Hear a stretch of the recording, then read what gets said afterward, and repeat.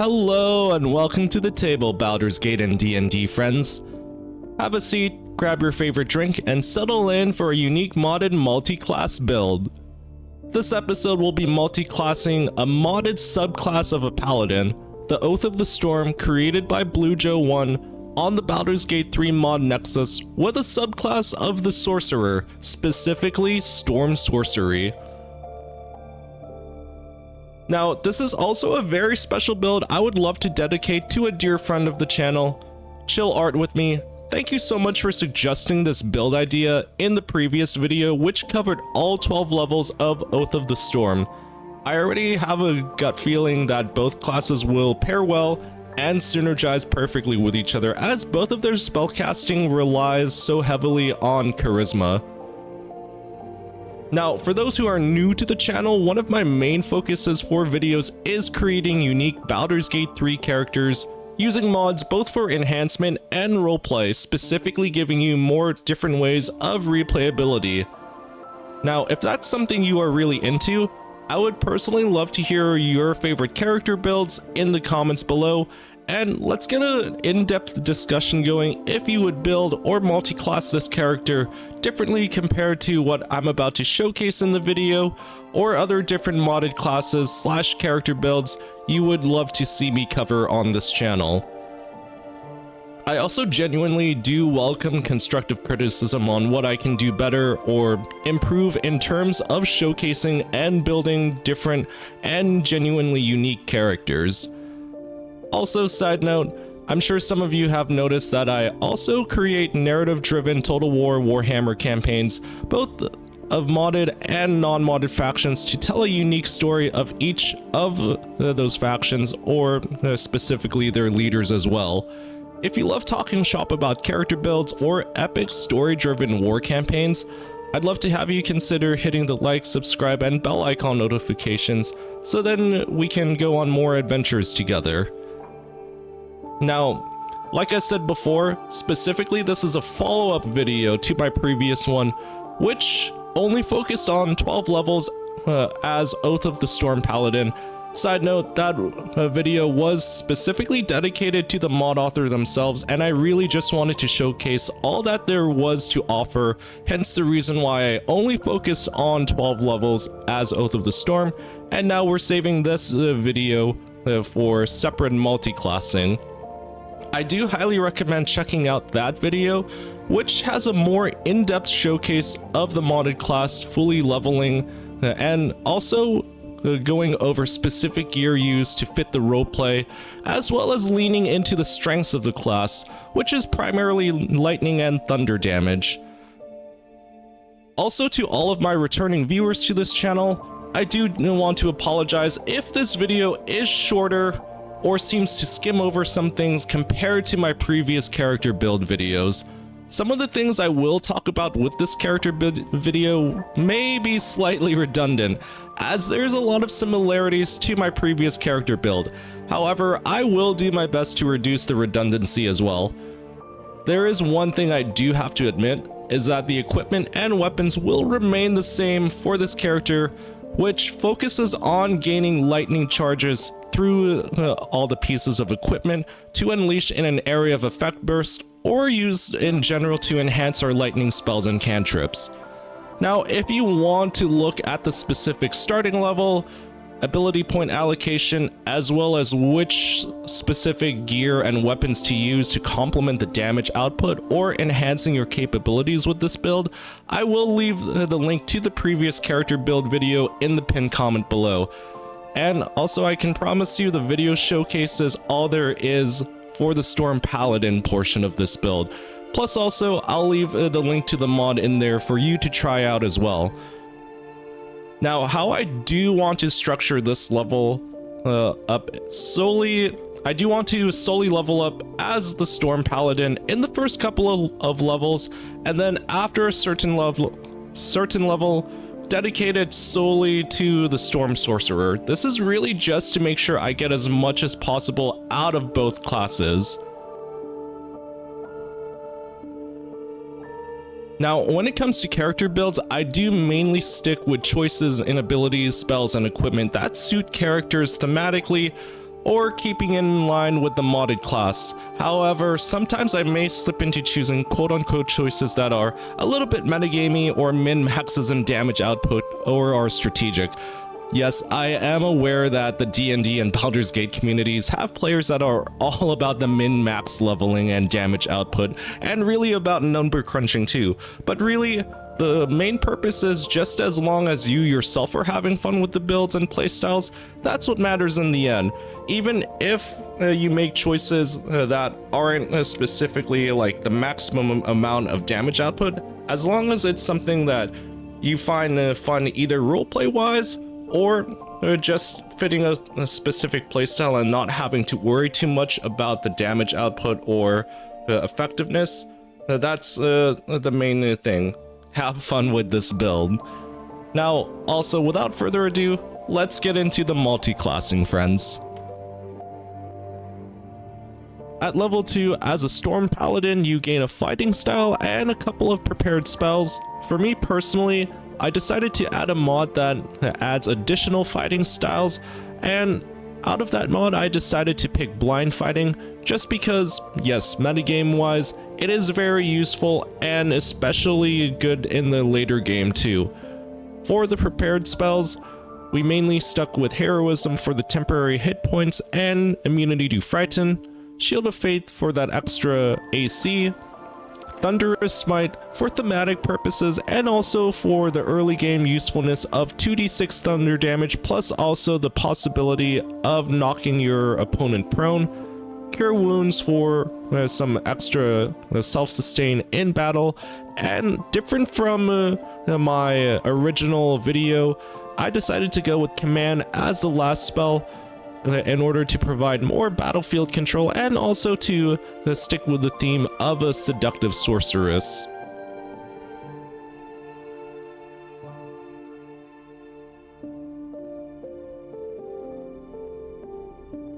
At level 3, we gain an action that is specific only to this subclass alone. It's called Stormcaller, which does 5 to 19 thunder damage. Your weapon calls upon the storm to strike down your foes. You can call on either the forces of ice, thunder, or lightning at your disposal.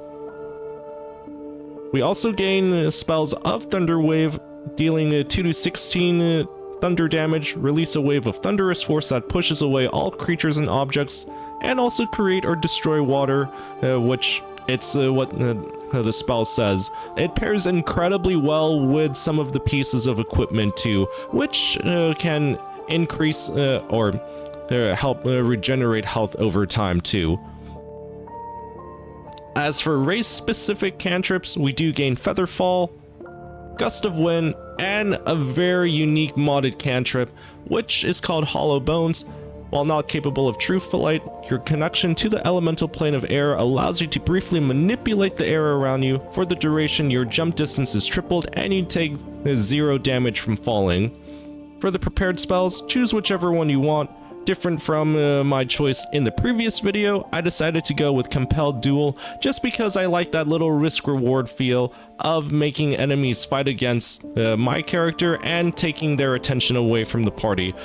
You can be very gutsy with this too because of the fact that your armor, your AC, does increase with the fact that you're not wearing armor, ironically, and also it's more your AC is more reliant on both your charisma plus your dex. So those two combined, plus with the shield that you get with this build too, it kind of behooves you to have Compelled Duel to get enemies to try to focus on you, and it's almost like you're a frontline battle mage too, essentially.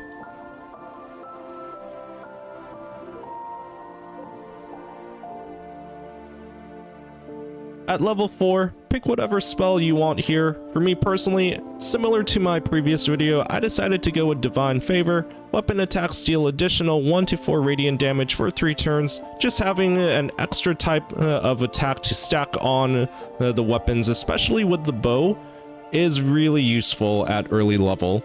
Now, the main thing I want to talk about at this level is the feat that you'll be picking here. Thinking ahead and metagaming wise, I decided to go with a modded feat This was added in feats expanded and additional feats with Meta Magic Adept. You've learned how to exert your will on your spells to alter how they function. You learn 2 meta magic options of your choice from the Sorcerer class. You can use only one meta magic option on a spell when you cast it, unless the option says otherwise. You also gain 2 sorcery points to spend on the meta magic.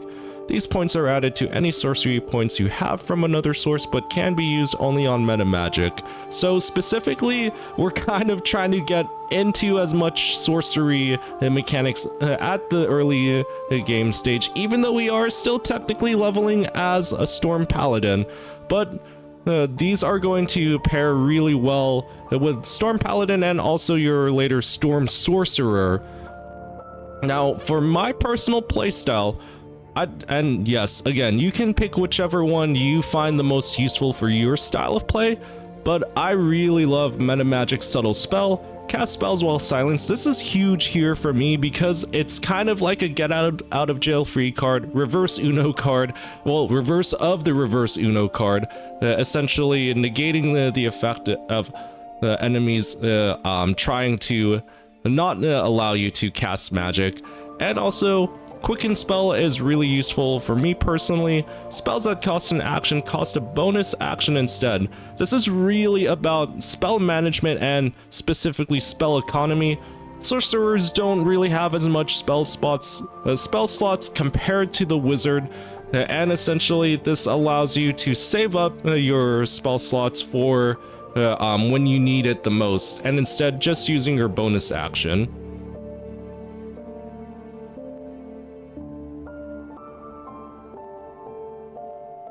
At level 5, we gain an extra attack feature and also a spell specific for the subclass itself. 3d24 damage of thunder with shatter, damage all nearby creatures and objects. Creatures made of inorganic material such as stone have disadvantage on their saving throw. We also gain gust of wind, but that's a little redundant too, as we gain it with our Genasi race. For the prepared spells, switch out whichever ones you specifically want.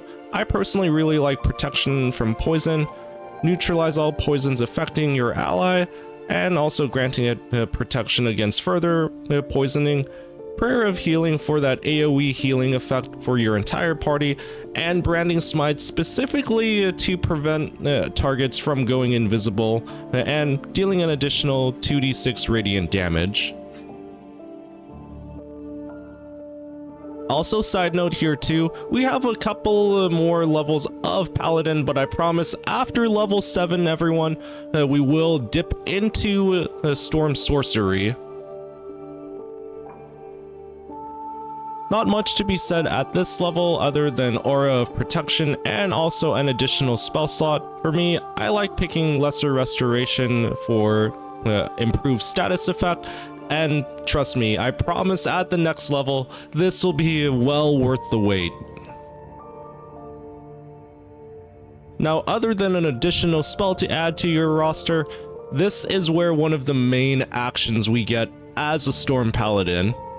We can have either one of these 3 auras to help us and our allies in battle, but with Aura of Frost Scale, you emit an aura that freezes the air around you. You and your allies receive damage reduction based on your charisma modifier. Enemies are slowed by 1.5 meters while in this aura. Really good battlefield control and also essentially just buying you more time. Aura of Stormkin. This one I personally love a lot. Emit an aura of electricity that dances around your friends and foes. You and your allies gain a bonus action. The fact that you and your allies get that bonus action in combat, that's really useful, and it provides a lot of turn/action economy. Your weapon receives a divine charge of energy. When it's thrown, it can come back to you. That last part may seem very situational, but also I personally like the thematic use of it too. Definitely gives off a kind of like a Thor kind of vibe if you're like wielding a hammer or any kind of a maul. Aura of Tempestborn. Last but not least, you emit an aura that gathers storms around you. You and your allies receive bonus thunder damage based on your charisma modifier plus half your paladin level. Hence, yes, yet again, why we dump so many points into charisma. Enemies gain disadvantage on dexterity saving throws. Now, I like this one too. It may seem like pure damage output, but because we dumped so many of our ability points into charisma, this is also very much viable. Well, quite frankly, all three of these actions are very viable. Now, this is where we end leveling up as the Storm Paladin, and in the next level, we will dip into Storm Sorcerer. At level 8, as a Storm Sorcerer, we gain the subclass feature of Tempestuous Magic. After you cast a level 1 spell or higher, you can fly as a bonus action until the end of your turn without receiving opportunity attacks. Now, the last part that I want to focus on with opportunity attacks is the fact that this is essentially your repositioning slash, yes, a get out of jail free action, essentially making sure that you're able to cast and blast and make your escape. Speaking of casting and blasting, for the spell choices here, I like having Chaos Bolt, mainly because of the fact that it deals any type of damage that you so wish, and it keeps in line with the theme of this build to whether you want to do cold damage, lightning damage, or thunder damage. Also, yes, this is a bread and butter choice here. Magic Missile, the fact that it never misses and does consistent damage overall, means it's a must-have in your spell inventory. As for cantrips here, pick whichever ones you want. In order for me to keep to the theme of this build, like I said, we're sticking with Frostbite, causing a disadvantage on an enemy's next attack roll, plus 2 to 12 cold damage. Ray of Frost, very similar to, this time dealing either 2 to 16 damage, so damage output potential is slightly higher, and instead of disadvantage, cause enemies to have reduced movement speed. Lightning Lure of 2 to 16 lightning damage, create a flash of lightning energy that strikes at a creature and possibly pulls them 3 meters toward you, and a very melee-esque cantrip here with the 2 to 12 thunder damage of Thunderclap. Unleash the shuddering ferocity of a thunderhead upon nearby foes. Basically just use this if the enemy does somehow close their distance on you and you're not able to fly away. At level 2, we gain additional +2 sorcery points, actions of spending spell slots to gain sorcery points, or also creating spell slots using sorcery points. So hand-in-hand combination actions here. For the spell choice, thematically, I like picking Ice Knife, dealing 3 to 22 damage overall, 1d10 piercing, and 2d6 cold damage. After dealing your 1 to 10 piercing damage, the Ice Knife will explode and deal 2 to 12 cold damage to anyone nearby, leaving an ice surface for 2 turns. With the ice surface, it creates difficult terrain, allowing you for more battlefield control, reducing movement speed of enemies by half, and they may fall prone, buying you a little bit more time for more additional follow-up attacks. Now for the meta magic passives here, for me personally, I like having Distant Spell, increasing the range of spells by 50%, melee spells increase to a range of 9 meters, very much allowing you to get those just out of reach enemies. And meta magic twin spell, spells that only target one creature can target an additional creature, costs 1 sorcery point spell per spell slot, and will cost cantrips as well 1 sorcery point. For spells that don't shoot a projectile, the targets need to be close enough together. Now this is really useful here and pairs well with Distant Spell, increasing the distance of spells, but also allowing you to target additional enemies too. It just provides a little bit more crowd control overall. And you can replace a spell if you want, but personally, I like the choices that I've got going for this build so far. At level 3, we gain an additional sorcery point, a level 3 spell slot unlocked, and also an additional spell choice here. For me, I decided to go with Dust Devil to stick with the theme and roleplay of the build, and also having the option to do 1 to 8 bludgeoning damage with a small tornado that we can summon. For the class passives, I personally like having extended spell, double the duration of conditions, summons, and surfaces caused by spells. Specifically though, for surfaces, this is really useful for us as it extends the amount of time we have with the ice surface or electrified surface too, just causing more misery and essentially trolling our enemies. At level 4 we gain an additional sorcery point, level 4 spell slot unlocked. As for the cantrip choice here, I like choosing Booming Blade as a melee slash close quarters combat option, dealing 2d8 thunder damage. Strike a target with a melee weapon surrounding them in a booming energy that detonates and deals 3 to 24 thunder damage if it moves. Very situational, but also if you play your cards right, and also depending on your actions and the situation as well, if you're able to push them away from you and they have no choice but to close the distance again on you, then you punish them for trying to make that move on you. For the spell choice here, I like Rhyme's Binding Ice, dealing 3 to 24 ice damage. A burst of cold energy emanates from you, hindering creatures with ice formations that reduces their movement speed to 0, adding a whole bunch of battlefield control and allowing you to deal some additional damage to them. And yes, I know it's not necessarily tying in well with thunder and lightning damage, but hey, this is a storm build, so we can make a pass and say that we can choose ice-based magic spells. For me personally, I also opted out of Dust Devil and decided to go with Snowball Storm, dealing 3 to 18 cold damage.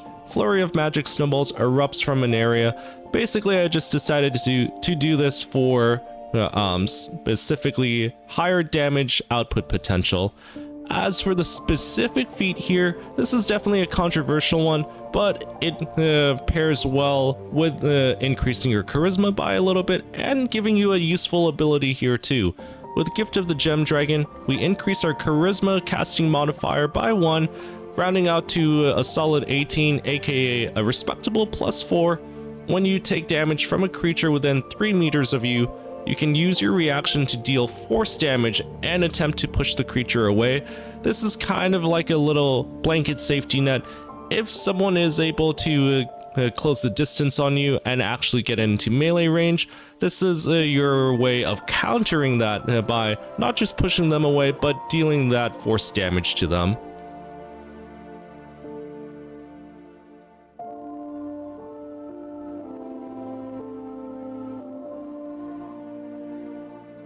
At level 5, we gain 1 additional sorcery point, a level 4 spell slot unlocked.